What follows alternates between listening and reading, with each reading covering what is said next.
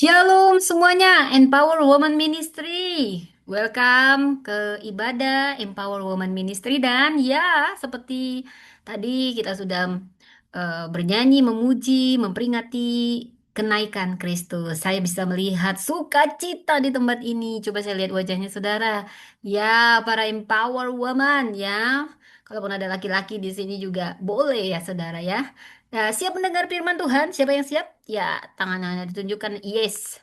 Ya, ada ribuan di sini, saudara. Puji Tuhan. Ada ribuan. Baik, saudara yang terkasih.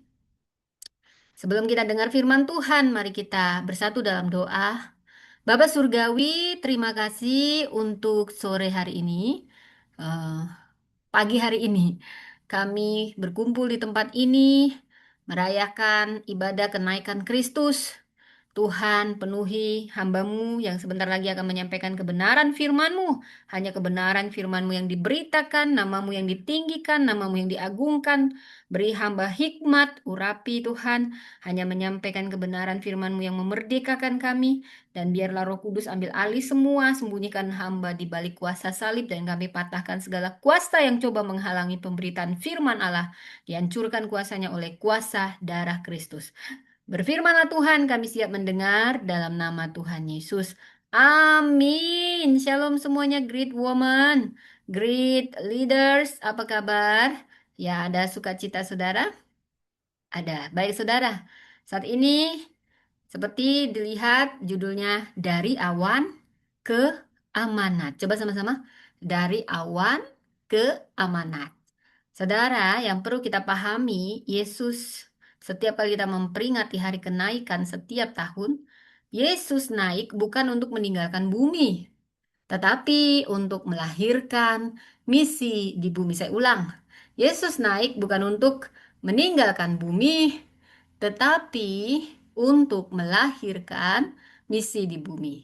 Saudara, mari kita baca dari kitab Kisah Para Rasul yang menjadi tema kita dari awan ke amanat. Kita baca dari Kisah Rasul pasal 1 ayat 6 sampai ayat yang ayat yang ke 11 ya, Saudara. Ini kayaknya ada yang salah mungkin ya, Saudara. Oke. Ya. Lalu berkata kepada mereka, "Hai orang-orang Galilea, mengapakah kamu berdiri melihat ke langit? Yesus ini yang terangkat ke sorga meninggalkan kamu, akan datang kembali dengan cara yang sama seperti kamu melihat dia. Ya, tetapi kamu akan menerima kuasa kalau Roh Kudus turun ke atas kamu. Dan kamu akan menjadi saksiku di Yerusalem, di seluruh Yudea dan Samaria, dan sampai ke ujung bumi." Ya. Kemudian dikatakan ya 9 sampai 10. Sesudah ia mengatakan demikian, terangkatlah ia disaksikan oleh mereka dan awan menutupnya dari pandangan mereka. Ketika mereka sedang menatap ke langit waktu ia naik itu, tiba-tiba berdirilah dua orang berpakaian putih dekat mereka. Lalu berkata kepada mereka, "Hai orang-orang Galilea, mengapakah kamu berdiri melihat ke langit? Yesus ini yang terangkat ke surga meninggalkan kamu, akan datang kembali dengan cara yang sama seperti kamu melihat dia naik ke surga." Saudara, Yesus juga akan datang seperti ini. Ketika dia datang kembali ke dunia ini, itu kata firman, bukan kata saya. Yesus ini yang terangkat ke surga meninggalkan kamu, akan datang kembali dengan cara yang sama seperti kamu melihat dia naik ke surga. Wow. Jadi saudara, saya ingin memulainya dengan latar belakang dulu ya saudara. Nah, apa sih latar belakang yang melatar belakangi kenaikan Tuhan Yesus ya saudara? Nah, ini saya nggak tahu kenapa seperti ini.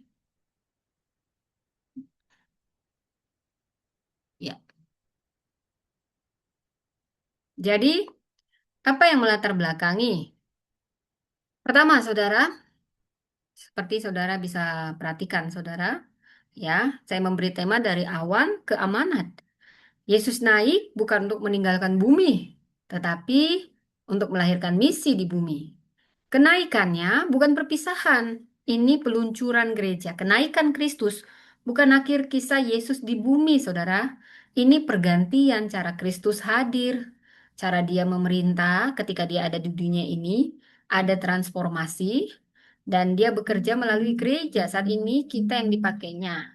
Jadi dari awan kenaikan lahirlah amanat kesaksian. Dari tatapan ke langit, kita semua menatap ke langit juga, sama seperti para murid. Kita semua gereja, kita dipanggil melangkah ke dunia. Jadi saudara, saya tadi langsung ke ayat 8 sampai 11 lah. Karena di sini latar belakang teologisnya. Ya, kita masuk apa sih yang mau eh, kita hari ini merayakan satu peristiwa yang sangat agung dalam iman Kristen. Apa? Kenaikan Tuhan Yesus Kristus. Kenaikan Tuhan Yesus Kristus ini dalam kalender gerejawi kita sering memberi perhatian besar kepada Natal. Jarang yang sangat spektakuler memperingati kenaikan Kristus. Kita biasanya fokusnya Natal, Jumat Agung, Paskah, Pentakosta. Natal kita rayakan ini inkarnasi Kristus jadi manusia, Allah jadi manusia. Jumat Agung kita renungkan, inilah penebusan Kristus disalib. Dia Allah yang Maha Kuasa jadi anak domba Allah mati untuk kita. Jadi Paskah kita rayakan sebagai kemenangan, maut dikalahkan. Pentakosta kita rayakan sebagai pencurahan Roh Kudus. Namun di antara Paskah dan Pentakosta ada satu peristiwa yang sering kurang direnungkan secara mendalam, yaitu kenaikan Kristus. Padahal, tahukah saudara, tanpa kenaikan juga kita tidak memahami secara penuh apa makna salib, apa makna kebangkitan, apa itu Pentakosta, dan misi gereja. Kenaikan ini jembatan emas antara Kristus yang bangkit dan gereja yang diutus. Kenaikan adalah peristiwa ketika Kristus yang telah menang masuk ke dalam kemuliaan Bapa, duduk di sebelah kanan Allah, dan dari sana mengutus Roh Kudus serta menggerakkan gerejanya di bumi. Seringkali, saudara, kenaikan dipahami seperti perpisahan. Wow, ini salah besar kalau masih ada yang mikirnya gini. Seolah-olah Yesus sudah selesai tugasnya di bumi dan dia pergi meninggalkan murid-muridnya, meninggalkan kita. Seolah-olah langit menerima Yesus lalu bumi dibiarin berjalan sendiri. No, no, no, no. Seolah-olah gereja hanya ditinggalkan dengan kenangan. Tetapi firman Tuhan menunjukkan makna yang jauh lebih dalam. Kenaikan bukan akhir cerita, saya ulang, kenaikan bukan akhir cerita Yesus di dunia. Kenaikan pergantian era terbesar. Kenaikan inilah pergantian era terbesar dalam sejarah penebusan. Injil menceritakan Yesus bekerja di bumi.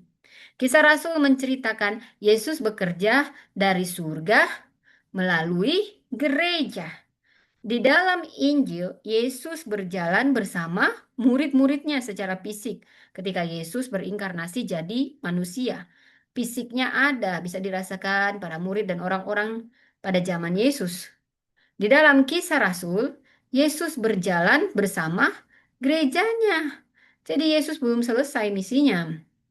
Tetapi dia berjalan melalui kita, melalui kuasa Roh Kudus. Itu sebabnya tema kita saat ini, saudara. Dari awan ke amanat. Coba semua diulang, diulang. Dari awan ke amanat. Ah, ini belum ada yang nyebutin semua nih ya. Saya suruh ulang nanti sampai 10 kali ya, kalau belum disebutkan ya. Dari awan ke amanat. Awan dalam Kisah Rasul satu ini bukan sekedar awan seperti awan yang kita lihat. Ku lihat awan, bukan. Bukan awan alamiah. Dalam Alkitab, awan ini sering menjadi tanda kemuliaan dan kehadiran Allah. Di padang gurun, Israel dituntun oleh tiang awan. Dia di kemah suci, kemuliaan Tuhan memenuhi tempat itu dalam awan. Di gunung transfigurasi, awan menaungi Yesus. dan suara Bapa terdengar.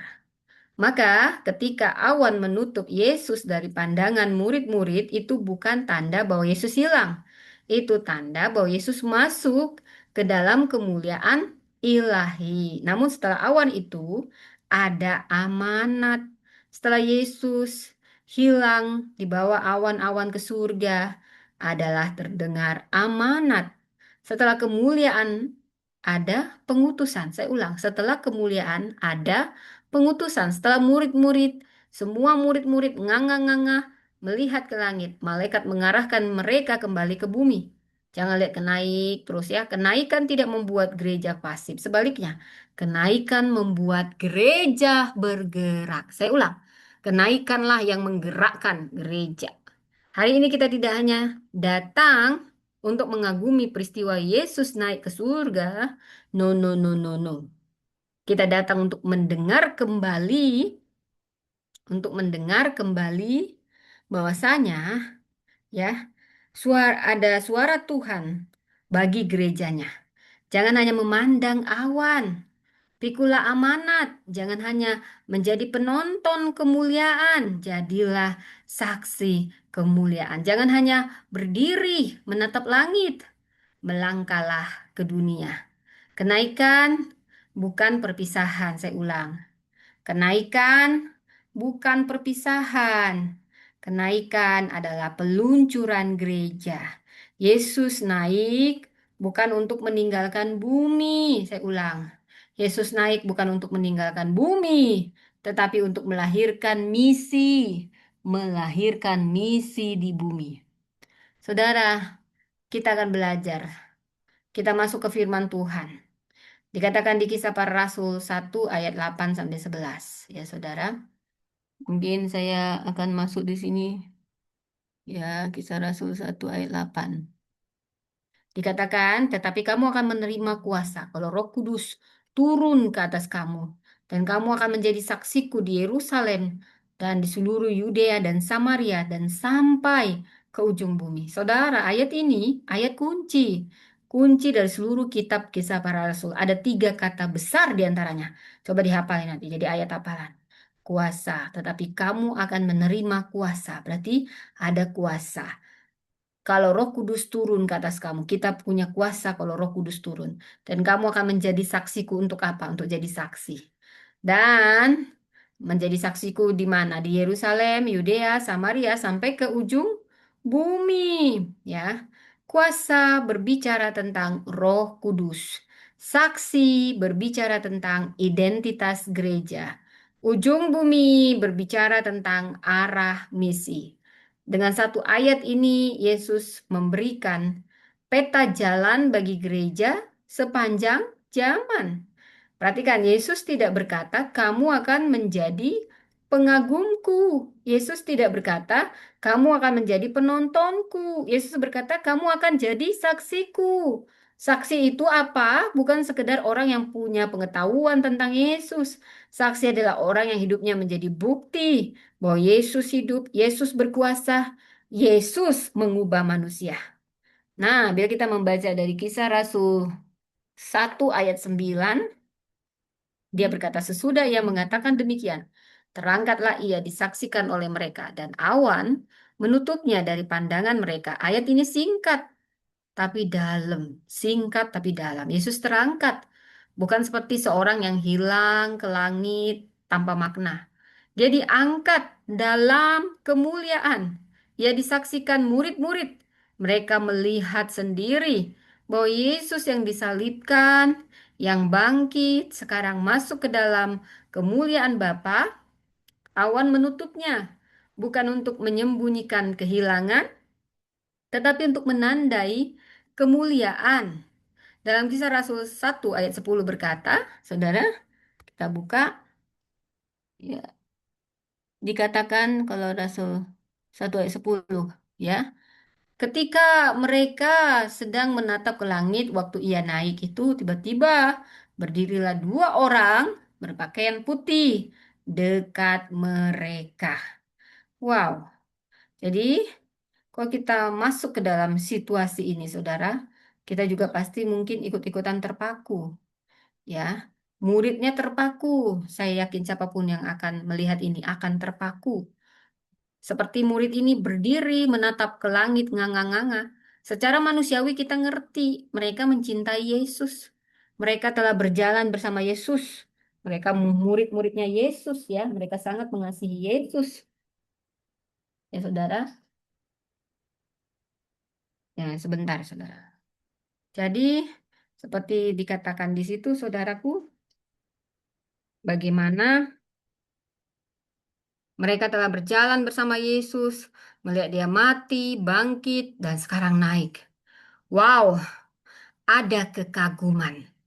Ada keterpanaan, terpana. Mungkin juga pasti ada rasa kehilangan, itu wajar. Mereka berada di perbatasan dua era. Era yang sebelumnya Yesus hadir secara fisik di depan mereka dan era Yesus hadir secara rohani melalui Roh Kudus di dalam mereka. Kisah Rasul 1 ayat 11 ini berkata, "Hai orang-orang Galilea, mengapakah kamu berdiri melihat ke langit? Yesus ini yang terangkat ke surga meninggalkan kamu, akan datang kembali dengan cara yang sama seperti kamu melihat dia naik ke surga." Jadi pertanyaan malaikat itu lembut tapi tajam. Mengapa kamu berdiri melihat ke langit? Dengan kata lain, jangan berhenti di kekaguman. Masuklah ke ketaatan. Jangan hanya menatap arah kepergian Yesus. Ingatlah, arah pengutusan Yesus. Jangan hanya memandang awan. Pikulah amanat. Di sini ada dua pesan malaikat di sini. Pertama, Yesus yang naik akan datang kembali. Kenaikan ini menjamin ya. Jadi di sini kenaikan Yesus menjamin kedatangannya kembali. Dan kedua, selama menunggu kedatangan itu, murid-murid tidak boleh hanya berdiri menatap langit. Mereka harus kembali ke Yerusalem. Jadi apa? Menantikan apa?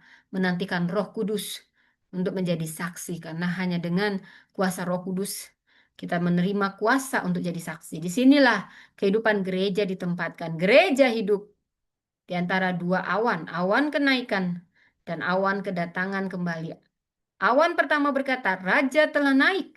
Awan kedua berkata, "Raja akan datang kembali." Di antara dua awan itu hanya ada satu panggilan menjadi saksi, saudara. Nah, lalu di situ tadi kita sudah baca, saudara. Jadi yang mau saya paparkan di sini, sebelum kita masuk ke tiga pesan utama dari firman Tuhan hari ini, kita perlu melihat latar belakangnya. Tadi sudah dipaparkan garis besarnya. Jadi latar belakang teologis dari perikop ini, saya bawa Anda lebih dalam. Tahukah Anda, kisah para rasul dimulai dengan penjelasan bahwa selama 40 hari setelah kebangkitan, saudara, Yesus menampakkan diri. Jadi setelah 40 hari, Yesus menampakkan diri, saudara ya. Jadi, ini kita senggol. Dia menampakkan diri. Jadi kalau masih ada yang ngaku-ngaku bilang Yesus bukan Yesus yang disalib tapi Yudas itu on banget. Karena kalau bukan Yesus yang disalib jadi siapa yang bangkit itu ke 40 hari lagi dia menampakkan diri ya. Jadi dia berbicara tentang kerajaan Allah. 40 hari bukan waktu yang singkat. Ini masa pemuritan terakhir, masa transisi, masa Yesus menyiapkan gereja untuk hidup tanpa kehadiran fisiknya, tetapi dengan kehadiran Roh Kudus. Ini menarik sekali. Jadi topik utama pengajaran Yesus selama 40 hari adalah kerajaan Allah. Bukan strategi organisasi, bukan struktur gereja, bukan teknik komunikasi, bukan metode pelayanan. Semua hal itu ada tempatnya, tetapi Yesus memusatkan murid pada satu hal, kerajaan Allah. Namun setelah 40 hari mendengar pengajaran tentang kerajaan Allah, murid-murid masih bertanya, "Tuhan, maukah Engkau pada masa ini memulihkan kerajaan bagi Israel?" Ini pertanyaan jujur, sangat manusiawi. Mereka tidak salah mengharapkan pemulihan. Mereka tidak salah percaya bahwa Allah akan memulihkan. Tetapi mereka masih salah membayangkan bentuk dan waktu pemulihan itu. Mereka masih berpikir kerajaan politik. Mereka masih berpikir kemenangan nasional. Mereka masih berpikir Mesias lokal. Mereka membayangkan Yesus akan memulihkan Israel, mengalahkan Romawi, dan mengembalikan kejayaan nasional bangsa mereka. Dengan kata lain, mereka masih berpikir lokal. Sementara Tuhan sedang mempersiapkan global. Mereka masih berpikir nasional. Sementara Tuhan sedang mempersiapkan kosmik. Mereka masih berpikir tentang tahta duniawi. Sementara Yesus sedang berbicara tentang kerajaan Allah yang menjangkau bangsa-bangsa. Yesus tidak memarahi mereka, tidak. Yesus tidak mempermalukan mereka. Yesus tidak berkata, "Mengapa selama 40 hari kamu belum ngerti juga?" Tidak. Yesus mengarahkan mereka. Ini yang sangat indah yang saya lihat di sini. Yesus mengarahkan. Tuhan sering tidak menghancurkan pertanyaan kita. Justru dia sedang memperluas perspektif kita. Tuhan sering tidak langsung menghapus harapan kita. Dia menyucikan dan membesarkannya. Murid bertanya tentang Israel. Yesus menjawab tentang ujung bumi.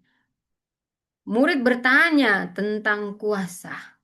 Yesus menjawab tentang kuasa Roh Kudus. Murid bertanya tentang pemulihan kerajaan. Yesus menjawab tentang kesaksian gereja. Di sini terjadi perubahan perspektif yang sangat radikal dari kerajaan politik menjadi kerajaan Allah yang kosmik, dari kemenangan nasional menjadi misi global, dari Mesias lokal menjadi Kristus yang memerintah atas segala bangsa.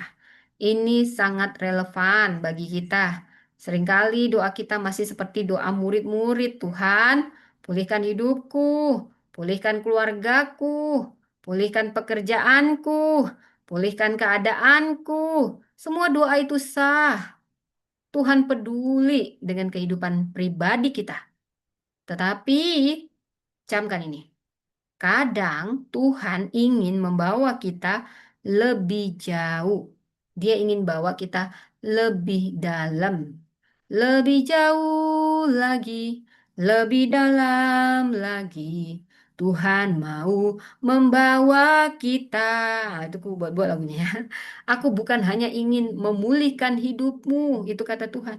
Aku ingin memakai hidupmu untuk membawa pemulihan, bukan dipulihkan, tetapi memulihkan bagi orang lain. Tapi tentunya dipulihkan untuk memulihkan. Kenaikan ini titik balik sejarah penebusan. Inilah titik balik sejarah penebusan.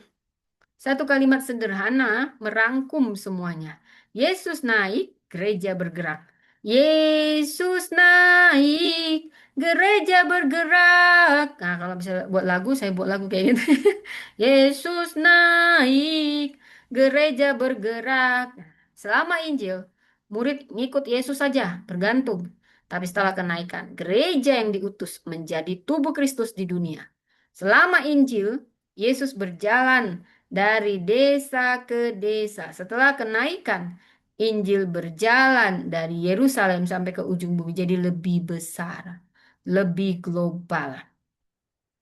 Jadi selama Injil, misi terpusat pada satu pribadi. Tapi setelah kenaikan, misi diperluas melalui seluruh tubuh Kristus. Jadi ada pertanyaan penting saat ini buat kita semua.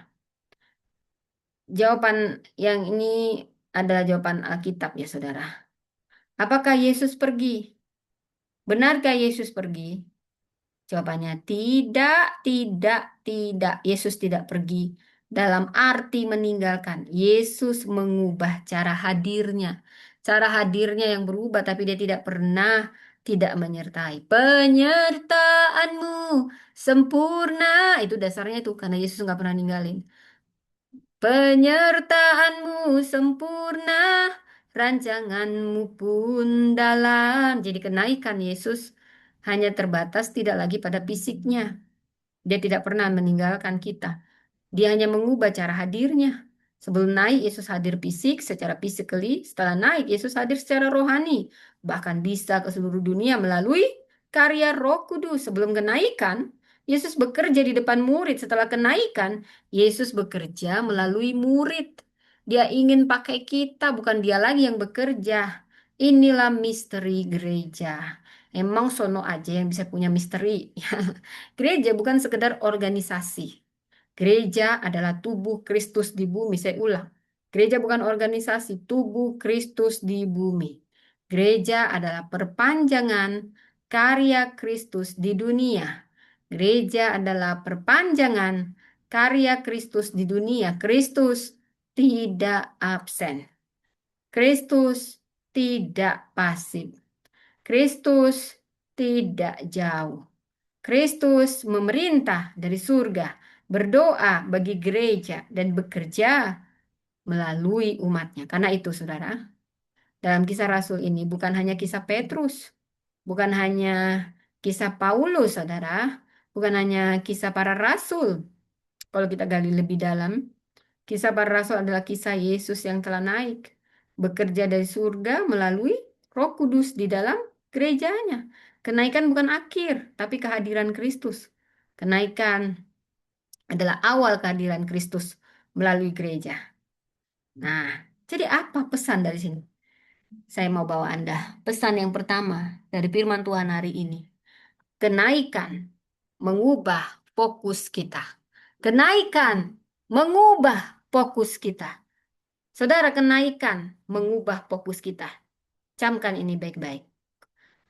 Dalam kisah Rasul 1 ayat 6 ya, sampai 7. Ini menunjukkan percakapan yang sangat penting. Murid-murid bertanya, Tuhan, maukah engkau pada masa ini memulihkan kerajaan bagi Israel? Yesus menjawab, engkau nggak perlu tahu tentang masa, tentang waktu yang sudah ditetapkan Bapa sendiri menurut kuasanya. Kalau kita bawa ke lebih dalam ke bahasa aslinya, bahasa Yunani, ada dua istilah penting yang mau saya ambil, kronos dan kairos. Jadi di sini ada kata-kata kronos, ada kata-kata kairos. Kronos itu apa? Menunjuk pada waktu kronologis. Agaknya bagaimana? Bagaimana kronologis kejadiannya? Nah, sering kayak gitu kan kalau baca tentang kriminal, ya. Nah, itu waktunya kita. Ada hari, ada jamnya, ada bulan. Senin, Selasa, Rabu, Kamis. Itu kronos, kronologi, tanggal, jam, urutan peristiwa. Nah, kalau Kairos apa? Kairos ini momentum ilahi. Ini Kairosnya itu momentum ilahi, waktu Tuhan, waktu Allah, kesempatan Allah, musim Allah, waktu Tuhan. Bukan, pasti yang terbaik. Yesus juga memakai kata exousia. Nah, kita gali ini yang maknanya otoritas. Artinya, waktu dan musim sejarah berada di dalam otoritas Bapa. Dengan jawaban ini, Yesus bukan menolak kerajaan Allah. Tapi Yesus bukan juga berkata, dia bahwa pemulihan itu tidak penting. Yesus sedang menempatkan fokus. Fokus murid pada tempat yang benar. Waktu berada dalam tangan Bapa. Tugas berada di tangan gereja. Kedaulatan Allah tidak membatalkan ketaatan manusia. Justru karena Allah berdaulat, gereja berani melangkah. Murid bertanya tentang kalender. Yesus menjawab, tenang, kau tanya kalender. Aku cuma mau kau taat, ketaatan. Murid bertanya, kapan Tuhan bertindak? Dijawab sama Yesus. Kamu juga yang sedang nanya sekarang, kapan Tuhan bertindak? Kapan, kapan? Ini jawaban Yesus ya. Ini sama. Dengarkan ini baik-baik. Yesus menjawab, kamu akan menerima kuasa dan menjadi saksi. Apa sih artinya? Yesus sedang mengalihkan fokus kita. Dia mengalihkan fokus muridnya dari spekulasi waktu kepada partisipasi misi. Inilah masalah rohani yang sering kita alami. Kita sering ingin tahu timeline-nya Tuhan, timeline-nya. Kapan pergumulan selesai, kapan sakit disembuhkan, kapan ekonomi membaik, kapan keluarga dipulihkan, kapan pintu dibuka, kapan masa sulit berakhir. Siapa yang punya pertanyaan itu? Saya juga pernah, saya mau jujur. Itu pertanyaan manusiawi. Sangat manusiawi. Tuhan bisa memahami. Tuhan tidak tersinggung dengan pertanyaan kita. Mazmur penuh dengan pertanyaan yang demikian, pertanyaan manusia kepada Allah. Berapa lama lagi Tuhan? Belum kamu juga, Daud udah melakukannya. Ini doa yang sangat alkitabiah ternyata. Doa yang jujur di hadapan Tuhan, bukan di hadapan orang kalau kamu kesulitan. Yesus mengajar kita bahwa iman tidak boleh berhenti pada pertanyaan kapan. Iman harus bergerak menuju pertanyaan untuk apa dan di mana aku harus taat. Itu pertanyaannya. Ada yang begitu sibuk menunggu perubahan sampai lupa bahwa dirinya dipanggil jadi terang. Di tengah keadaan, ada orang yang begitu sibuk menunggu keluarganya berubah, sampai lupa bahwa Tuhan sedang memanggil dia menjadi saksi kasih di keluarganya. Ada orang yang begitu sibuk menunggu pelayanan jadi besar, sampai lupa setia dalam panggilan kecil hari ini. Kerajaan Allah bukan soal kronologi, tapi partisipasi. Iman bukan hanya bertanya, kapan Tuhan kau bekerja? Iman itu juga bertanya, Tuhan, di mana engkau mau aku bekerja hari ini? Coba yang lagi cari kerjaan, coba katakan sama-sama. Saya juga lagi menanti panggilan. Tuhan, kita sama-sama katakan, Tuhan, di mana engkau mau aku bekerja? Bukannya mauku, tapi maumu Tuhan. Tapi aku mengetuk setiap pintu. Saudara, mari kita buka dalam Lukas 24 ayat 50 sampai 53. Ini gambaran yang indah juga terkait tentang kenaikan Yesus ke surga. Ia mengangkat tangan dan memberkati murid-muridnya. Jadi inilah teladan yang dibawa kenapa seorang eh, pendeta menutupnya dengan cara begini. Yesus naik ke surga. Dia juga mengangkat tangan. Jadi Yesus naik itu nggak cuman tangannya diem. Kenapa dia mesti ngangkat tangan? Apa supaya tangannya itu yang bawa dia naik ke atas? Gitu? Bukan, saudara. Ada makna teologis yang lebih dalam di situ, saudara. Selain itu untuk memberkati murid-muridnya, makanya gembala demikian ini juga secara fisik berpisah tetapi tidak pulang dengan kehancuran hati. Karena mereka mulai mengerti Yesus tidak meninggalkan misi, tapi mendelegasikan misi. Jadi seperti ayah mengajari anaknya bersepeda, hari pertama ayah memegang kursi belakang karena anak itu takut jatuh. Kedua, ayahnya juga bilang jangan takut, ayah pegang. Hari ketiga, kedua, ayahnya masih berdiri di belakang. Hari ketiga, tanpa anak sadari, ayahnya melepas pegangan. Anak itu mengayuh sendiri ketika ia sadar bahwa ayahnya tidak memegangnya, ia bisa panik dan berpikir ayah meninggalkan aku. Padahal tidak. Ayahnya tidak meninggalkan, hanya mempercayai. Demikian kenaikan. Ini momen ketika Yesus melepaskan pegangan secara fisik, bukan karena ia tidak peduli, bukan. Jadi kenapa? Karena bukan karena juga dia mau menjauh dan dia tidak pernah jauh, dia hanya sejauh doa. Tetapi karena dia mempercayakan misi kepada kita gereja, kitalah gerejanya. Dan dia ingin Roh Kudus turun sebagai kuasa untuk menjalankannya. Saudara, banyak orang Kristen hidup seperti berada di ruang tunggu. Di ruang tunggu rumah sakit saya sering, di ruang duduk, menunggu nama dipanggil, menunggu dokter, menunggu hasil pemeriksaan. Tetapi gereja bukan ruang tunggu rohani. Gereja adalah ruang pengutusan. Ibadah bukan tempat kita hanya duduk menunggu sesuatu terjadi. Ibadah adalah tempat kita dipulihkan, diperlengkapi, lalu diutus kembali ke dunia. Tentu kita perlu menunggu Tuhan. Alkitab mengajarkan kita menanti-nantikan Tuhan, tetapi menunggu Tuhan tidak sama dengan pasif. Menunggu Tuhan berarti taat dalam proses. Saya ulang, menunggu Tuhan berarti kita taat dalam proses, kita setia dalam tugas, kita siap bergerak ketika Roh Kudus memimpin. Menunggu yang benar tidak membuat kita beku. Menunggu yang benar membuat kita berjaga-jaga. Saya sering kalau menunggu di rumah sakit, saya selalu bawa buku supaya saya tetap menunggu, tapi menggunakan waktu maksimal, optimal. Sekalian bisa istirahat, kadang saya tidur, jadi tidak terlalu membosankan. Artinya kita jangan pasif ketika menunggu, tapi aktif. Jadi mungkin selama ini kita hanya doa agar terang datang. Tapi sebenarnya Tuhan ingin kitalah yang mulai menjadi terang. kalau kita hanya tunggu pintu terbuka. Padahal Tuhan berkata dan ingin, jadilah jawaban bagi orang lain. Kamu selalu nunggu-nunggu jawaban. Padahal Tuhan ingin kamu yang jadi jawaban bagi orang lain. Jadi kita meminta mujizat, tapi Tuhan berkata, jadilah bagian dari pekerjaanku. Di rumah, saudara, mungkin tugas kita menjadi saksi melalui kesabaran. Di kantor, mungkin tugas kita adalah menjadi saksi melalui integritas. Di pelayanan, mungkin juga tugas kita adalah menjadi saksi melalui kesetiaan. Di masyarakat, mungkin tugas kita adalah menjadi saksi melalui belas kasihan. Tidak semua orang dipanggil berdiri di mimbar, tetapi semua orang percaya dipanggil menjadi saksi. Jadi pertanyaan reflektifnya, apakah iman kita lebih sibuk menunggu mujizat daripada menjalankan misi? Apakah doa kita lebih penuh permintaan daripada ketaatan? Apakah kita terus bertanya kapan Tuhan bergerak, kapan, kapan, kapan? Saudara, Tuhan sedang menunggu kita melangkah. Kerajaan Allah tidak menunggu waktu kita siap. Kerajaan Allah menunggu kita melangkah. Kalau Tuhan sudah bilang melangkah, melangkah. Ya, kenaikan inilah yang mengubah fokus iman.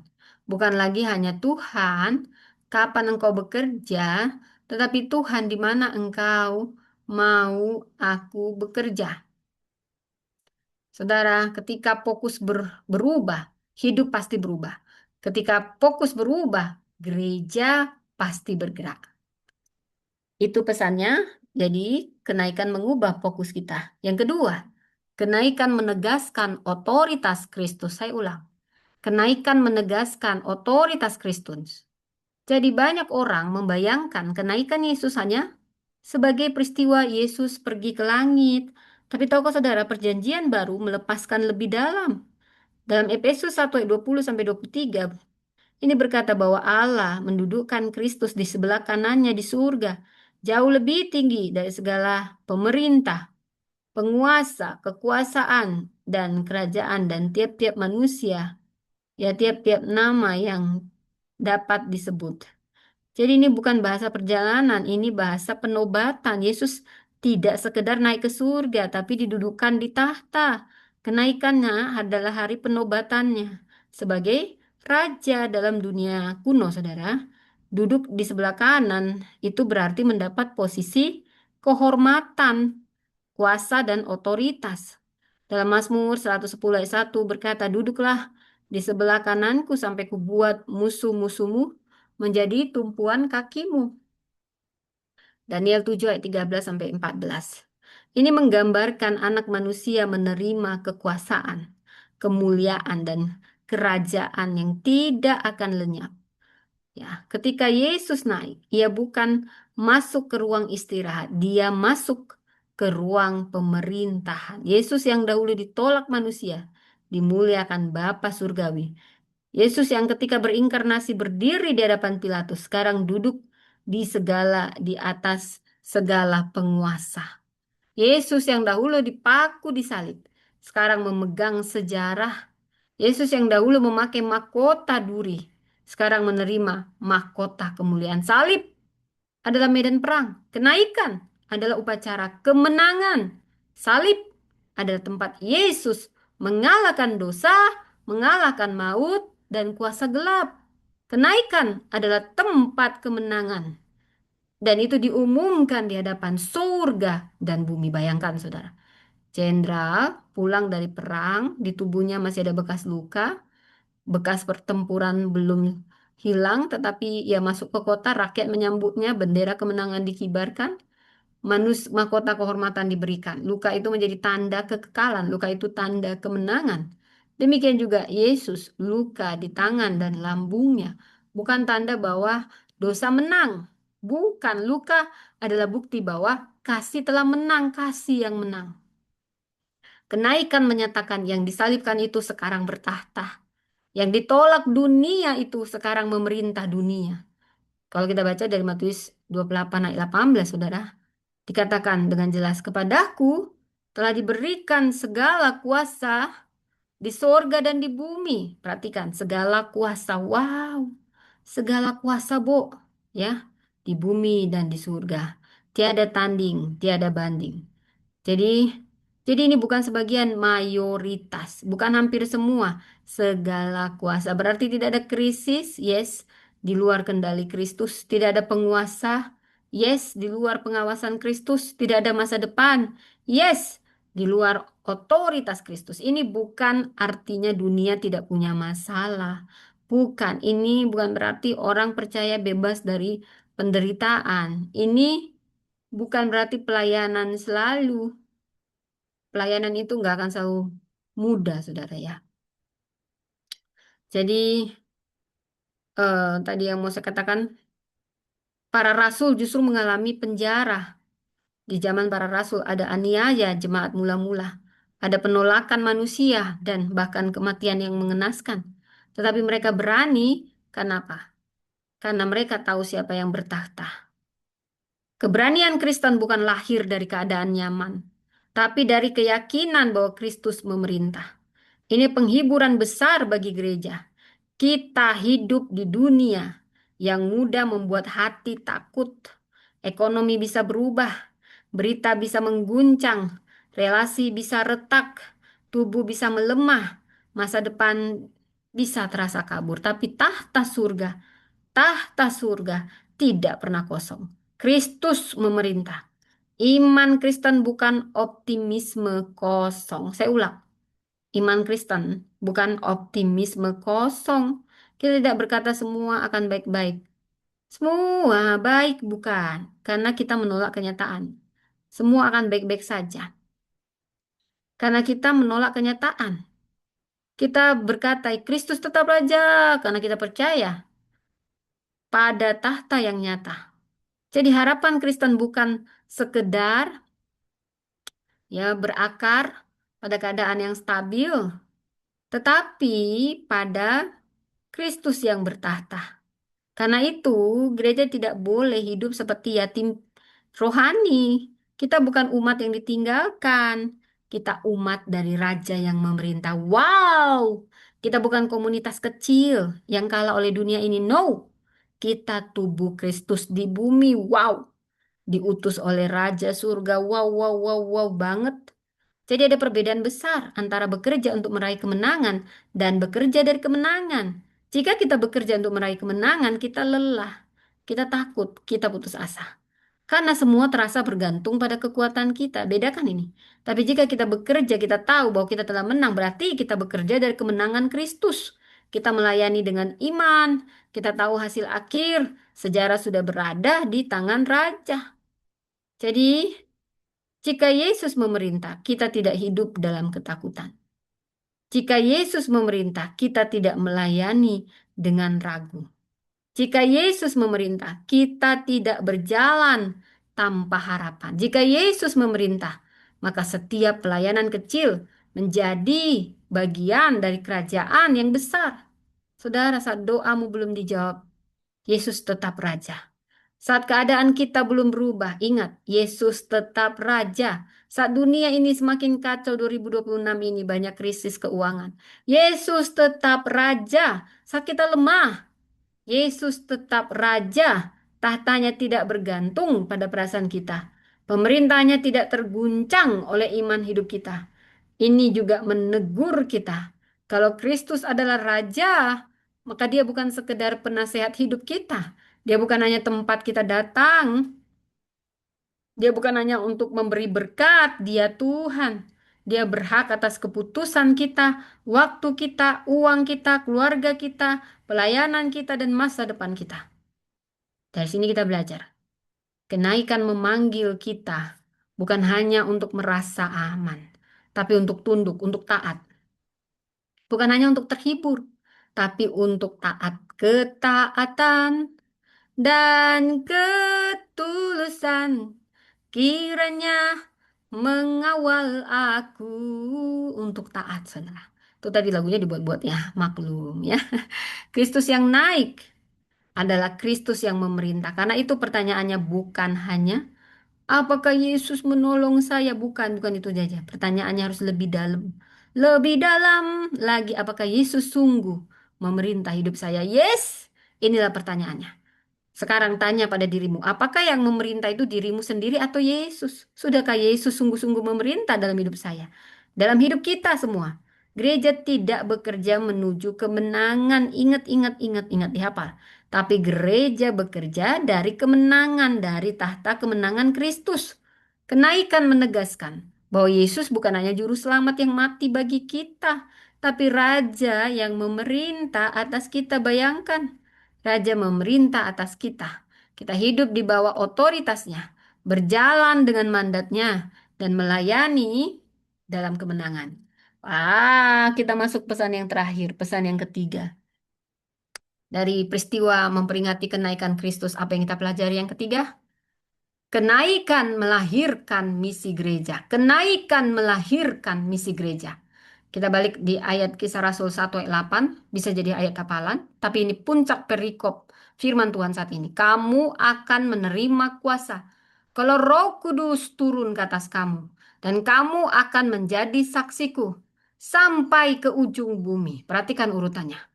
Setelah penuh Roh Kudus, kita punya kuasa, punya otoritas, dan dipulihkan identitas kita, dan diarahkan kita kemana.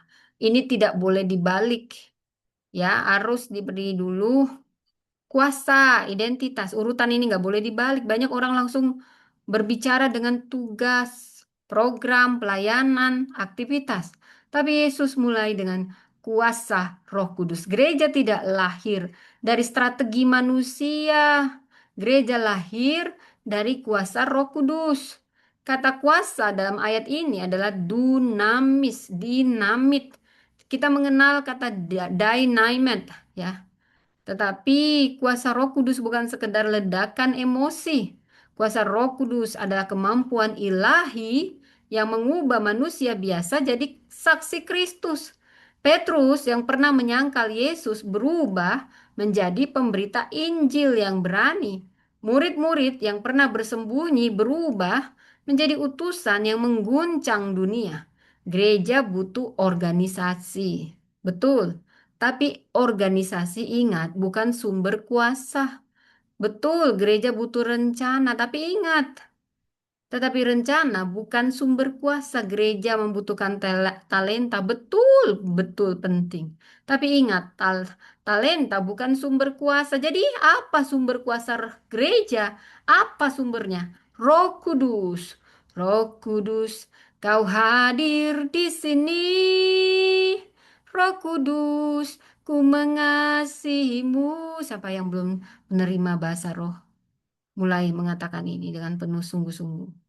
Kau hidup, kau manis, kaulah penolongku, penolongku, diutus Bapakku. Kubuka hati, kubuka hati untuk Roh-Mu Tuhan. Jadi sumber kuasa gereja adalah Roh Kudus. Dengan Roh Kudus, pelayanan menjadi kesaksian ilahi. Karena itu, sebelum gereja pergi ke ujung bumi, gereja harus menepati janji Bapa. Menanti bukan berarti diam tanpa arah. Menanti berarti menyelaraskan diri dengan kehendak Allah. Menanti berarti mengakui bahwa misi Allah tidak dapat dijalankan dengan kekuatan manusia saja. Setelah kuasa, Yesus berbicara tentang apa?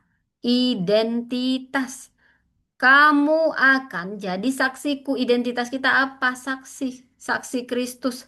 Mari kita gali bahasa aslinya, bahasa Yunani. Martures. Kata ini muncul kata martir.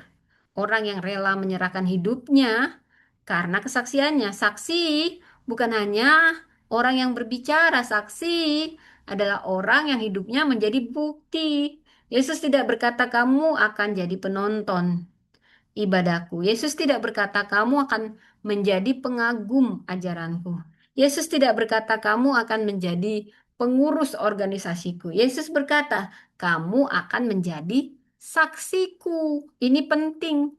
Jadi saksi bukan hanya tugas pendeta, bukan tugas penginjil, bukan tugas pelayan mimbar. Jadi saksi adalah identitas kita semua, identitas setiap orang percaya. Seorang ibu hidup dalam kasih Kristus di rumahnya, itu juga saksi. Ayah yang memimpin keluarganya dengan takut akan Tuhan adalah saksi. Anak muda yang jaga kekudusan di tengah tekanan zaman adalah saksi. Seorang pekerja yang jujur di kantor adalah saksi. Seorang pelayan yang setia tanpa panggung adalah saksi. Saksi tidak harus tahu semua jawaban teologi. Saksi harus jujur tentang apa yang ia lihat, ia alami, dan terima dari Kristus. Dalam Yohanes 9, orang buta yang disembuhkan berkata, "Satu hal aku tahu, dahulu aku buta, sekarang aku melihat." Itu kesaksian, sederhana tetapi kuat, personal tetapi benar. Kesaksian yang sejati bukan hanya dari mulut, tapi dari hidup. Dunia sering tidak baca Alkitab, tetapi dunia baca hidup orang percaya. Dunia mungkin tidak datang ke gereja, tapi dunia melihat cara kita mengasihi, mengampuni, bekerja, bicara, merespon luka. Karena itu jadi saksi, berarti hidup jadi jendela kecil yang buat orang melihat Kristus lewat kita. Nah, perhatikan setelah kuasa dan identitas Yesus memberi arah. Yerusalem, seluruh Yudea, Samaria sampai ke ujung bumi. Ini bukan hanya peta geografis, ini peta ketaatan. Jadi Yerusalem tempat terdekat, Yudea lebih luas, Samaria wilayah yang berbeda, penuh luka sejarah, ujung bumi artinya bangsa-bangsa. Misi dimulai dari yang dekat dulu, lalu meluas ke kepada yang berbeda dan bergerak sampai yang jauh. Bagi kita hari ini Yerusalem adalah keluarga kita, Yudea, komunitas kita, Samaria, orang di sekitar kita yang mungkin berbeda, mungkin sulit kita kasihi. Ujung bumi artinya bangsa-bangsa, dunia digital, generasi muda, ini juga bicara orang yang belum kenal Kristus. Kadang kita ingin bersaksi sampai ujung bumi, tapi belum jadi saksi di rumah sendiri. Ya, muluk-muluk. Kadang kita ingin melayani banyak orang, tapi kita belum menghadirkan kasih kepada orang terdekat, muluk-muluk. Kisah Rasul 1 ayat 8 mengingatkan misi dimulai dari tempat kita berdiri saat ini. Dari rumahmu, dari meja makanmu, dari tempat kerjamu, dari lingkunganmu, dari percakapan sederhana, dari kesetiaan kecil. Tetapi misi tidak berhenti di tempat terdekat. Misi meluas ke Samaria. Tempat yang tidak nyaman, tempat perbedaan, tempat luka sejarah. Ini menantang kita, apakah kita hanya mengasihi orang yang mirip sama kita? Apakah kita hanya melayani orang yang mudah kita pahami? Kenaikan Kristus mengutus gereja. Dan ini menembus batas suku, batas kelas, bahasa, generasi, semua ditembus, bahkan luka sosial. Kenaikan tidak membuat gereja menatap awan selamanya. Kenaikan membuat gereja turun dari bukit masuk ke kota, ke pasar, ke rumah-rumah, ke sekolah, ke kantor, ke jalanan, bahkan bangsa-bangsa. Seperti Ibrani 4 ayat 14 sampai 16. Ini memberi dimensi yang sangat menguatkan. Yesus imam besar agung melintasi semua langit. Artinya apa? Saat gereja bekerja di bumi, Yesus bekerja di surga. Saat kita bersaksi di bumi, Dia membela di surga. Saat kita lemah, Dia memberi rahmat. Saat kita gagal, Dia menjadi pengantara. Saat kita tidak tahu harus berkata apa, Roh Kudus akan menolong kita. Kasih tepuk tangan buat Tuhan. Misi gereja tidak pernah berjalan sendirian. Ingat itu. Kita bukan saksi yatim piatu, bukan.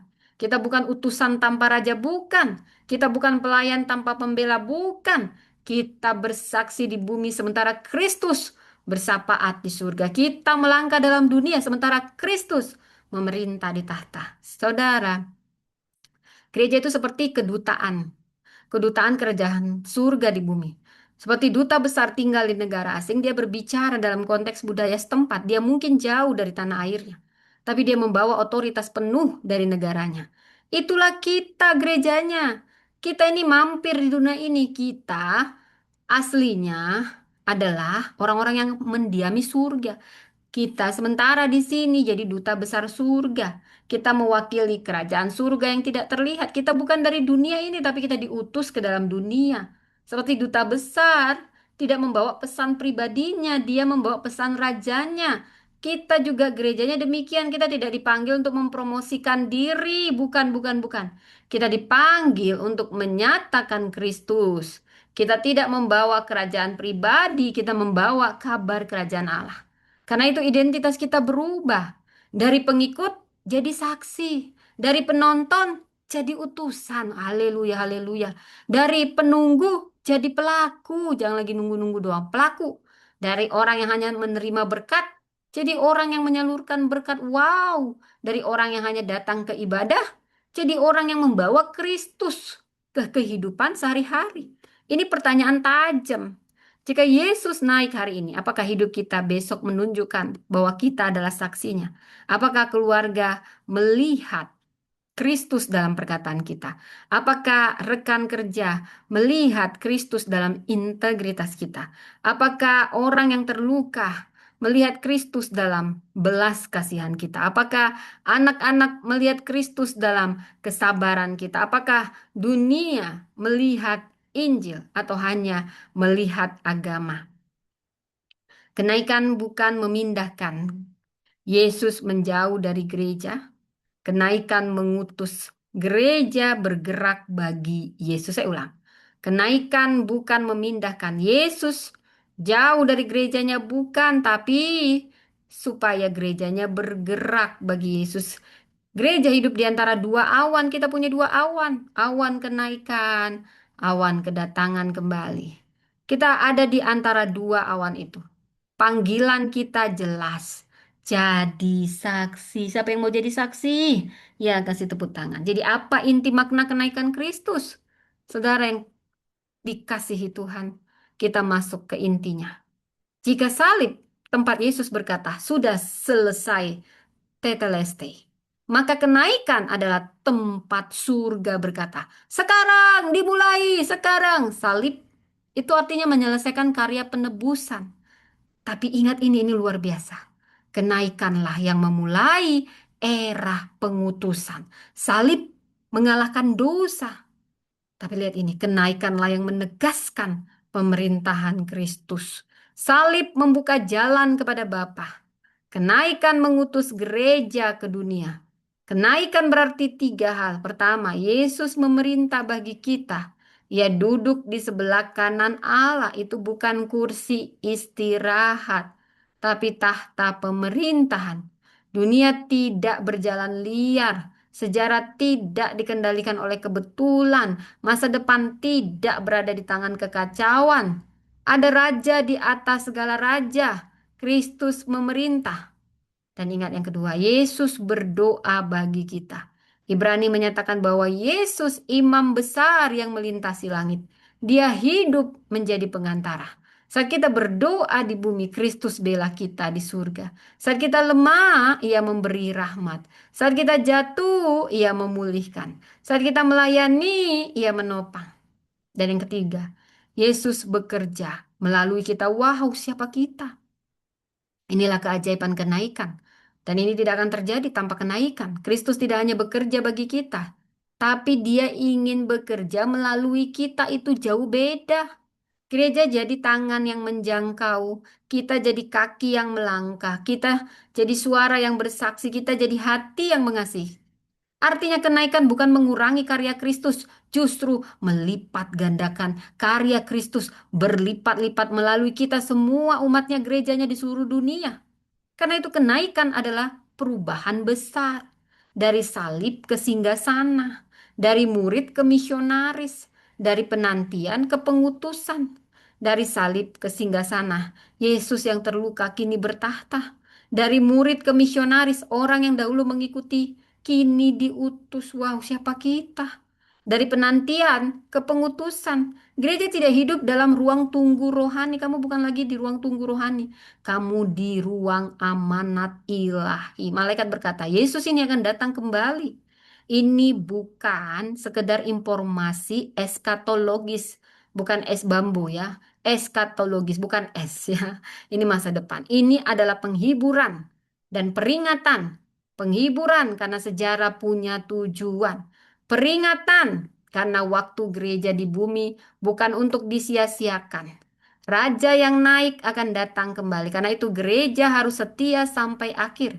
Kita hidup di antara dua awan. Awan yang pertama, awan kenaikan. Yesus naik dalam kemuliaan.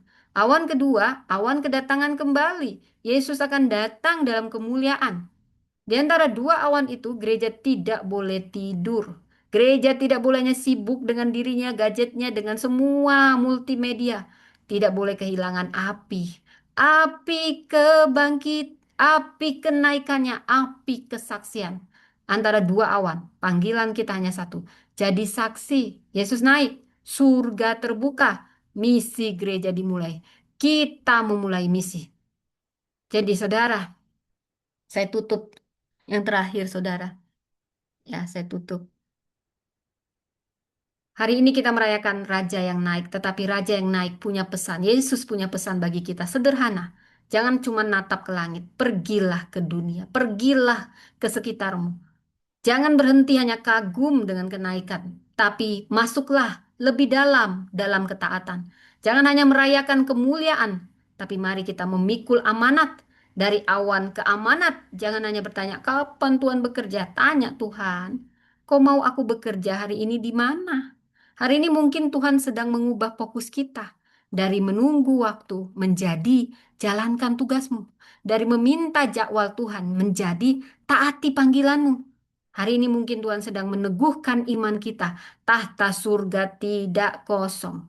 Kristus memerintah, kita tidak hidup dari ketakutan. Kita tidak melayani dari kekalahan. Kita berdiri di bawah otoritas Raja yang menang. Hari ini mungkin Tuhan sedang mengutus kita kembali. Kemana? Ke keluarga kita, ke pekerjaan kita, ke pelayanan, ke komunitas, ke orang-orang yang terluka.